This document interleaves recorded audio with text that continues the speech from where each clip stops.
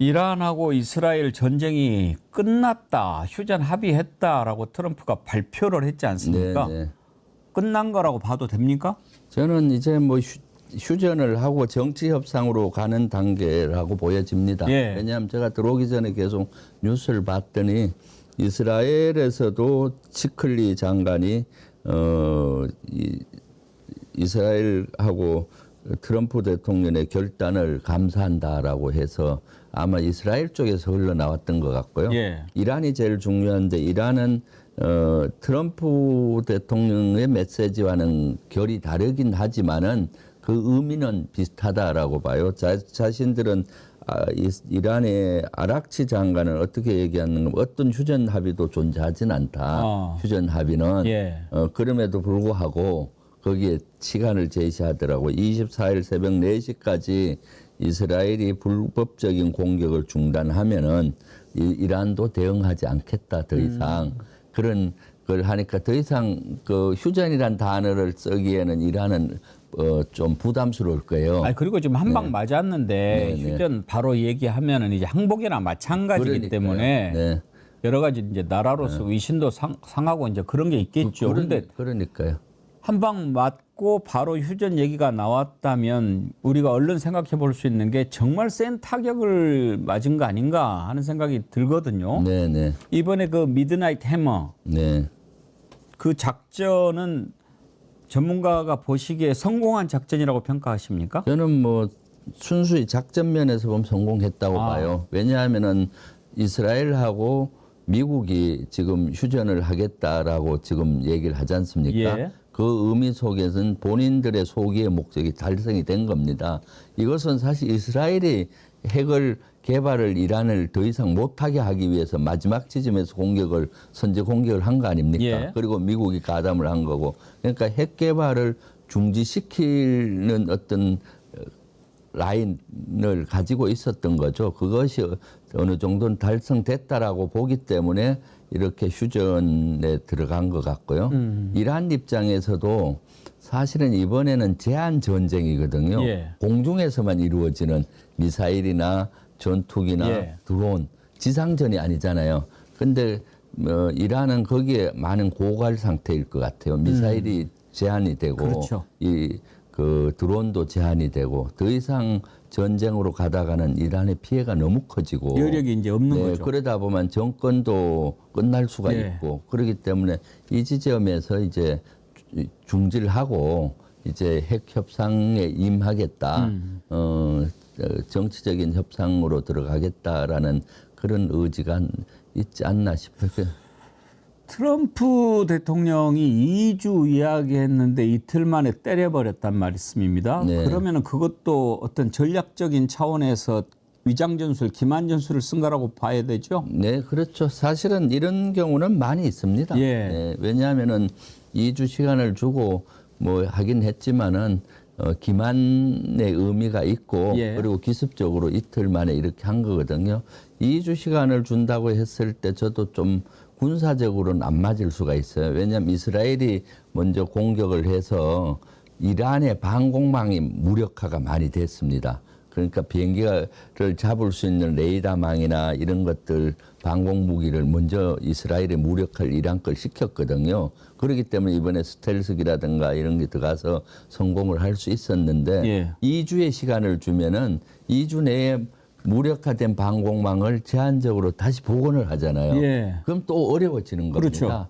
그러니까 한 2주 시간을 준다고 하고 이틀 만에 때려버린 거죠, 기습적으로. 전쟁은 그렇게 하는 거죠. 네네, 그거는 뭐 전쟁의 그 기만 전술, 또 기습 전술 이런 것들을 그대로 반영한 것 같고 이것은 아마 미국은 또 한 수개월 전부터 치밀하게 여차하면은 거기에 공격하겠다라는 계획을 짜왔던 걸로 지금 알려지고 있습니다. 그야말로 전쟁이라고 하는 것은 수단과 방법을 가리지 않고 이겨야 되는 거 아닙니까? 네, 그럼요. 뭐 이게 뭐 무슨 신사적인 게 어디가 있습니까? 전쟁이야말로 가장 더러운 건데. 네네, 그럼요. 2주 동안 일단 시간을 준다고 경고한 것은 오히려 전쟁에서 신사적인 거고요.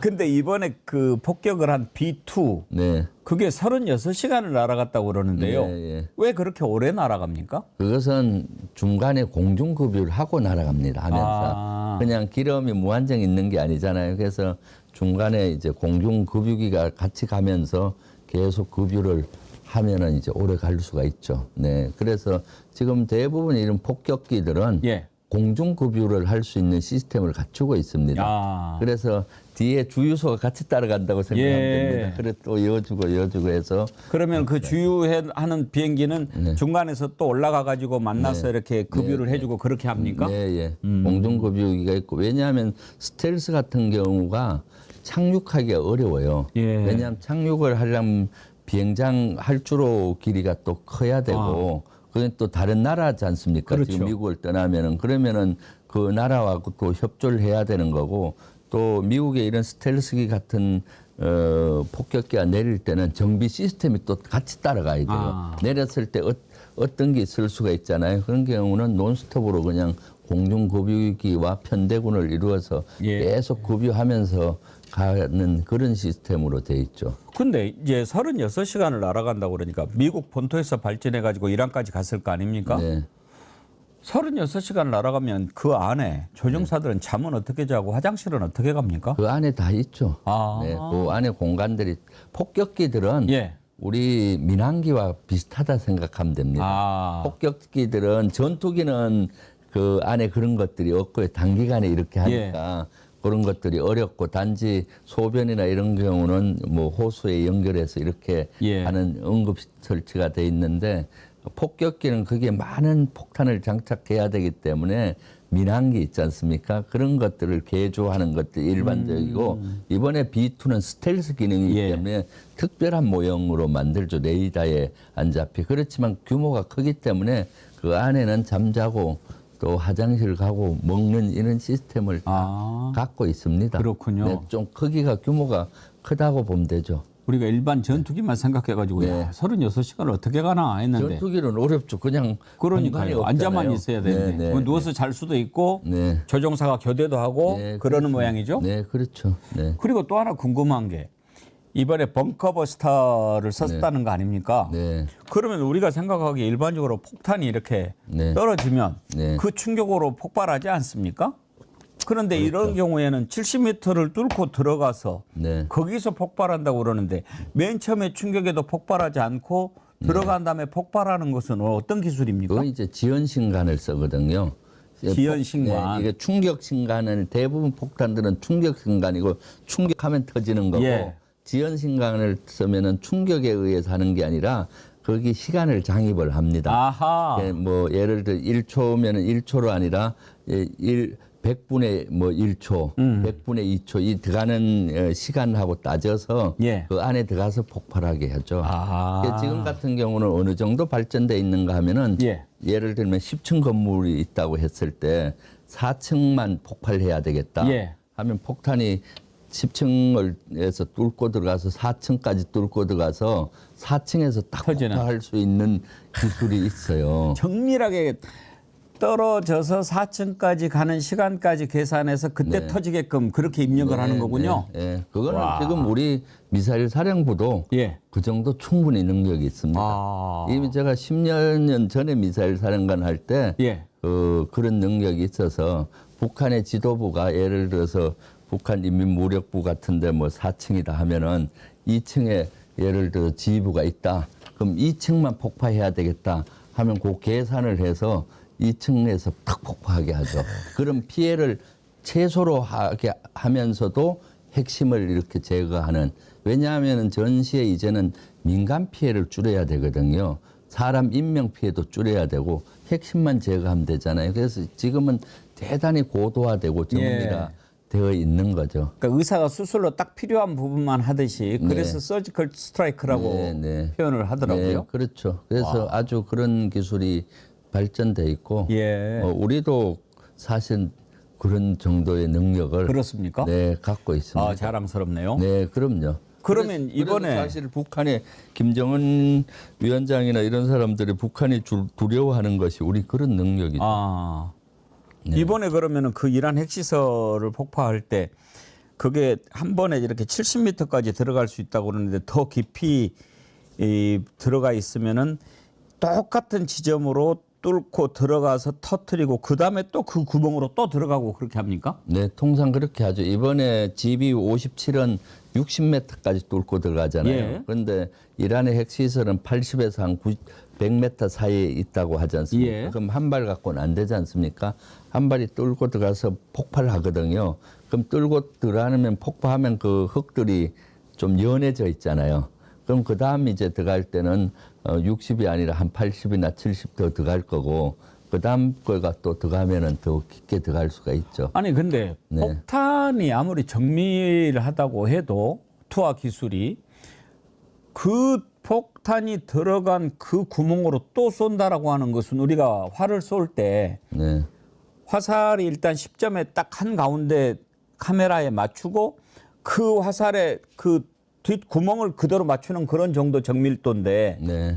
그 정도로 가능합니까? 뭐 그 정도까지는 아니고 한 1m 정도, 1m, 2m 오차가? 정도는 나죠. 예. 그러니까 여기 쏘고 한 1m 이 부분. 근데 폭탄의 위력은 엄청납니다. 그것이 들어가서 60m에서 폭파가 되잖아요. 그러면 그 산이 무너질 정도예요. 거기. 그러니까 흙이 연해져 있잖아요. 무너지니까 예. 돌도 무너져 버리고. 그럼 그 다음은 1m 옆이라고 해도 같이 들어가는 거랑 똑같아. 그 구멍을 따라서 저렇게 들어가는 건 아니고 이미 흙이 연해져 버렸더니 무너졌으니 그 다음 들어가면 한 7, 80m 들어가는 거고 그 다음 그 부근 1m 이내나 뭐 2, 3m 이내 쏟는다 해도 그 흙들이 이렇게 들어가서 더 깊게 들어가고 그래서 위성 지도를 보니까 한 1, 2m의 세 발이 그대로 꽂혀 있더라고요. 그러니까 시차를 두고 하는 거죠. 들어가서 폭파가 되고 그다음 이어서 들어가서 또 왜냐하면 폭파되는 사이에 또 하면 충격이 가잖아요. 그 시차로 이렇게 아마 한 10초나 뭐 몇 초 그 시간을 그걸 계산을 해서 시차로 가서 폭파되면 그다음 또 폭파되고 그다음 폭파되고 그런 식으로 해서 밑에 갔을 때 완전히 무력화되게 할 정도이고요. 사실 이런 GBU-57 이런 폭탄들은 북한의 동굴 진지 이런 것들을 겨냥해서 미국이 만들었어요. 우리도 보면은 북한에 다 동굴 안에다가 그 포라든가 이런 거를 해놓은 데가 많아요. 동굴 진지가 지하 갱도 진지 뭐 이렇게 하는데 그러면 그것이 밖에서 아무리 폭탄을 쏴도 안 되지 않습니까? 그럼 우리도 그거를 이제 뚫고 들어가서 그 동굴 안에서 탁 폭파가 되게 그렇게 지금 탄들이 개발이 돼 있죠. 네. 그러면은 그 정도 폭탄의 위력이면 그 안에 실제로 핵시설이 있었다라고 그러면 다 무너졌을까요? 저는 그렇게 봐요. 왜냐하면은 포탄은 포탄두의 그 무게와 위력이 그 비례해요. 그러면 이제 13톤 정도 되거든요. GBU-57은. 근데 탄두 무게는 한 2톤 정도 이상 되는 것 같아요. 2톤이면은 엄청난 위력이죠. 그 정도면은 통상 보면은 북한에서 왜 그 미사일 여러 개 쏘잖아요. 뭐 미사일 실험도 하고 그럴 때 통상 500kg이 많아요. 그거보다 4배인 한 2톤 이상이니까요. 그리고 우리 포탄들 같은 경우는 탄두 무게 같은 경우 한 10kg밖에 안 되거든요. 전체 무게는 뭐 한 30kg 된다고 해도 그러니까 위력이 엄청난 위력이죠. 네. 이란은 처음에 폭격 당하기 전에 다른 곳으로 시설을 옮겼다. 그렇게 또 얘기를 하던데 그렇게 쉽게 이렇게 옮기고 그럴 수 있습니까, 시설을? 아마 시설을 다 옮기지는 못했을 것이고 거기에 있는 핵 연료라든가 또 여러 가지 핵심 부품이라든가 핵심은 좀 옮긴 것 같아요. 왜냐하면 미국에서 발표한 위성 사진을 저도 계속 분석해 봤더니 그 공격하기 며칠 전부터 엄청난 트럭들이 거기 왔다 갔다 하는 사진이 있더라고요. 그러니까 미국에서 이미 경고를 한 것이고 그리고 포르도 같은 지하 갱도에 있는 것은 이스라엘이 공격을 하려고 해도 이스라엘은 그 포탄이 없는 거예요. 그래서 미국에 계속 요구를 한 상태고 미국은 그걸 고민이 하고 있는 사항이었지 않습니까? 예를 들면 G7 회의 하다가 중간에 미국 트럼프 대통령이 날아가기도 했잖아요. 그러니까 그거 누르러 간 거죠. 네. 공격 명령 누르러. 열심히 하러 간 거죠. 최종. 그런 걸 이미 이란에서도 충분히 알았을 거고, 그러면은 거기에 있는 떼내 갈 수 있는 거, 핵심은 다른 데 옮겼을 확률이 많고, 그러니까 사실은 미국이나 이란에 의도했던 거 어느 정도 무력화돼서 앞으로 핵 개발을 하려면 또 수십 년이 걸릴 정도 이런 목표를 달성했을 것 같고, 이란 입장에서도 아마 핵 개발의 의지는 꺾진 않았을 겁니다. 좀 일부를 또 예를 들면 숨겨놨으니까 또 이 선에서 더 가다가는 그거마저 없어질 수가 있으니까 휴전에 서로 동의를 하고 있지 않나, 저는 그렇게 보고 있습니다. 그 이제 궁금한 것 두 가지만 더 여쭤보겠는데, 그러면 이번에 이란 핵시설을 포격하는 거를 보고 북한도 저렇게 할 수 있을까 하는 생각을 많은 사람들이 했지 않습니까? 그렇죠. 네. 그럴 수 있을까요? 저는 사실 북한은 이란하고는 달라요. 뭐 이란은 강활한 영토 속에 핵시설이 또 사람이 없는 지역에 있고요. 그런데 북한은 또 다르죠. 만약 그런 걸 폭파한다면은 엄청난 그 피해가 있고, 그리고 북한은 이미 실질적으로 핵탄두를 갖고 있다라고, 핵무기를 갖고 있고 미사일도 갖고 있는 걸로 알려지고 있지 않습니까? 우리가 공식적으로 핵을 갖고 있다고 인정은 못하지만은 그렇게 알려지고 있기 때문에 사실은 그럴 가능성은 거의 없다고 보지만은 트럼프가 이번에 목표를 달성을 했잖아요. 하면은 그러면은 그런 유혹을 받을 수 있겠다. 그게 가장 큰 우려죠.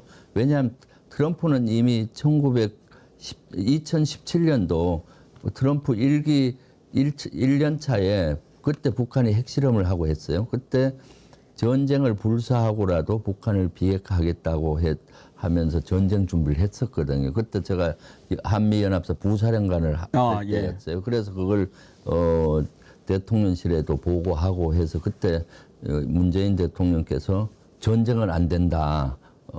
전쟁이 나면 어떻게 되겠습니까? 그 큰일 나지 않습니까? 그래서 전쟁은 더 이상 안 된다 해서 동계 올림픽을 기점으로 평창 미국을 설득시키고 북한을 설득시켜서 평화의 물꼬를 털면서 협상 쪽으로 그걸 갔었는데 결국 실패하긴 했지만은 그래도 한 2, 3년 동안 평화를 많이 진척이 했은 건 사실이죠. 그럼 지금 트럼프 입장에서는 협상을 하려고 할 겁니다. 비핵화 협상을 하려고 하는데 엄포는 놓겠죠. 너들 말 안 들으면은 핵시설을 제거하는 것보다, 핵시설은 이미 핵탄이 있으면 피해가 너무 크니 김정은 너 위치를 나 알고 있다. 언제든지 제거하겠다. 이렇게 엄포를 놓으면서 이렇게 그러다 보면 또 감정 싸움이 될 수 있잖아요. 그럼 북한에서 가만히 있겠어요. 그 전에 트럼프 일기 때 보면은 누구가 더 핵 단추를 더 큰 거 갖고 있냐 막 그랬잖아요. 그런 것처럼 그렇게 감정 싸움이 되다 보면은 또 의도하지 않는 이런 것들이 이루어질 수 있어서 그런 것들이 사실은 조금의 우려점은 있다라고 보여집니다. 그런 걸 관리를 잘해야죠. 그 부분 조금 이따가 짚어보기로 한 가지 더. 이제 이스라엘과 이란이 휴전을 했다라고 하면 지금 우리가 걱정했던 게 호르무즈 해협을 봉쇄를 했을 때 우리 이제 원유가 막혀가지고 상당히 경제에 미치는 영향이 크니까 어제 주식시장도 출렁거렸단 말이에요. 근데 지금 코스피가 3,100선도 지금 뚫었습니다. 오늘 수직 상승했는데 휴전 합의했다 그러면 호르무즈 해협 봉쇄는 이제 없다고 봐도 되는 거죠? 네, 그럼요. 최악의 경우 이제 이란이 할 수 있는 수단이 그런 거였는데 이제는 뭐 그렇게까지 할 필요가 없어진 거죠. 지금까지 이란도 그 호르무즈 해협 봉쇄를 여러 번 얘기를 했어도 실제로 실행 옮긴 적은 없었다고 그러더라고요. 그것을 하게 되면은 세계로부터 지탄을 받을 거 아닙니까? 모든 세계 여러 나라의 지탄을 받고 그러니까 그것을 쉽게 결정할 수 있는 문제가 아니죠. 자기들도 피해보는 일이 될 텐데요. 당연하죠. 본인들의 또 그런 걸 피해보고요. 알겠습니다. 이제 아까 북한 얘기를 좀 하다 말았는데 이재명 대통령이 나토에 가느냐 안 가느냐를 놓고 지금 이제 국민의힘에서는 가야 되는데 안 가면 우리가 자유진영의 모든 그런 모임에서 배척당할 수도 있다. 뭐 이런 이야기도 하고 막 그랬지 않습니까? 네. 근데 지금 보면 일본도 안 간다고 그러고 호주도 안 간다고 그러고 네. 그러는데 이제 뉴질랜드만 그러면 이제 가는 모양이죠? 네. 나토를 가야 됩니까? 저는 이번에 잘 안 가셨다고 봐요. 예. 나토가 뭡니까? 북대서양 조약기구. 예. 군사 협의체거든요. 유럽과 미국, 캐나다에서 북대서양에 있는 군사 협의체입니다. 우리는 나토 회원국이 아닙니다. 옵저버국이죠. 예. 그래서 나토는 사실은 그동안 뉴질랜드, 호주, 일본, 한국을 엮어서 사실은 중국과 러시아를 봉쇄하는 그런 전략을 지금 쓰고 있는 거거든요. 그래서 윤석열 정부 때는 나토에 가서 나토 전략에 우리가 동참을 하고 거기에 말려든 경향이 있죠. 그런데 지금과 같은 상황에서는 사실 이번에 이란과 뭐 이스라엘이 휴전으로 가고 있으니 망정이지. 예. 만약 안 된 상태면은 이번 나토 정상회담에서의 이슈는 중동전하고 우크라이나전일 겁니다. 예. 그럼 거기 가면 어느 한편에 서야 되잖아요. 그러다 보면 그것은 국익에 도움이 안 될 수가 있고, 그리고 또 나토 같은 데 가서 다자 협의체에서는 사전에 준비가 잘 안 되면은 양자 협의 이런 게 어렵습니다. 그리고 이번에 트럼프 대통령도 가더라도 짧은 기간만 있고 하기 때문에 한미 정상회담이 어려운 상태고, 한미 정상회담을 한다고 해도 준비가 충분하지 않은 상태에서는 청구서만 받아올 거예요. 그렇죠. 네, 갑자기 뭐 이거 이란하고 여기에 동참해라, 뭐 동의하라는 거.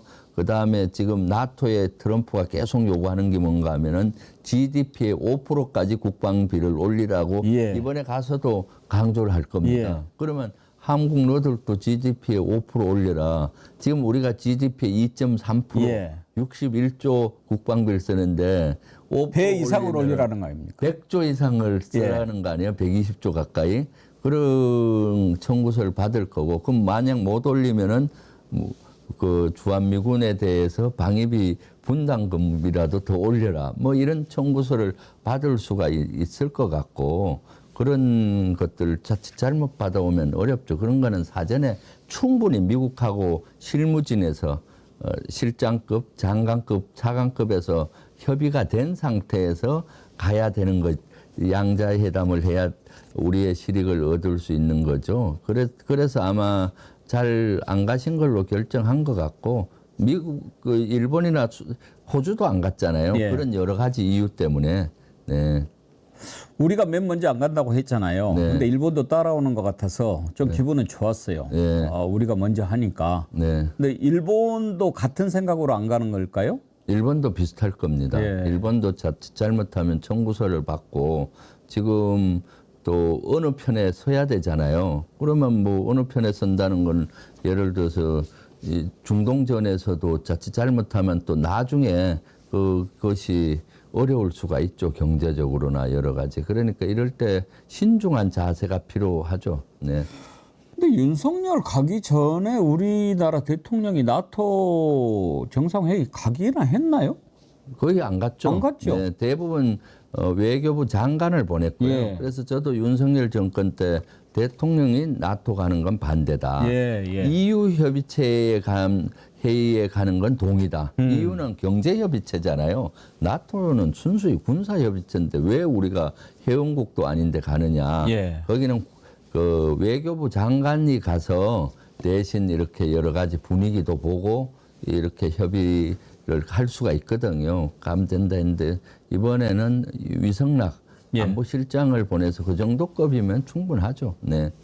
정세현 장관인가?